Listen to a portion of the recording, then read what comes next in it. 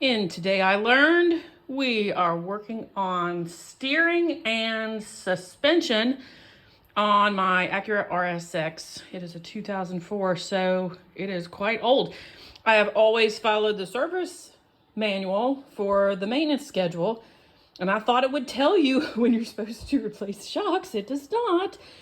Dad says typically that they fail and they'll start leaking. Mine did not. I started hearing some squeaking noises because this boot had come apart. That's supposed to be all together.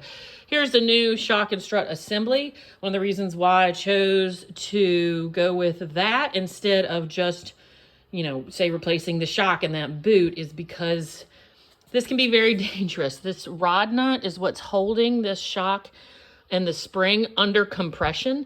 So when you're driving, the weight of your vehicle is moving up and down on that. If you remove that rod nut, that can come apart under so much force that it could kill you. Now, I was flirting with disaster, and I went ahead and took the other one apart, but I did it when the flange was still connected at the top when I took the rod nut off. So, and the knuckle was connected as well because I wanted to see what was failing there. You can see a little bit more detail on how that boot had just ripped apart. It's just old. That's okay. All right, so other things about this job. My Honda mechanic friend gave me a great tip. Replace your sway bar, stabilizer bar, the linkage on your sway bar. So I've already got the new part in there. Mine had not started knocking or anything, but it was or making any noise, but it's about to fail. You can see where that boot is starting to go bad. But that part is so hard to get out. You need the spring removed from here and that shock strut assembly so you can get to it with a breaker bar and to be able to use an Allen wrench that goes into the stud, and then you're going to use a 14 millimeter on this car to tighten the lock nut. So a lock nut has a smaller diameter. This is the old part. It is smaller diameter on the outside than it is on the inside. So this means as you're tightening it down, once it makes contact with the threads on this end, it's very difficult to tighten and remove because it's very important that stays connected.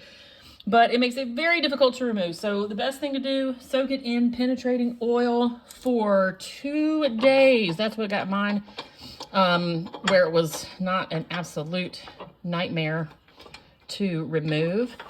Another way that you can tell something is a locking nut, this gasket in here is also another indication of a lock nut, and you will be using all of your strength to remove those, especially if they've been on there for 20 years. Yeah, this is 20 years.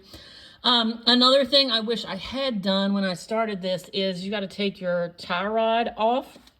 The arm, this connects to the arm of your shock and strut assembly, and this one's starting to fail. So you can see the boot had a little grease coming out from it. So I got to figure out, I just want to replace the boot. The tie rod itself, the ball joint feels good. Yeah, see, grease is coming out. So you can replace this whole end, take it off right there, but that's a little more detailed. I mean, you could throw your alignment really off. But if I could just replace this boot, I think that would be the easier thing to do. So that will be the next tutorial, but that is a couple of tips on your steering, and suspension. Hope this helps you keep your awesome Acura on the road.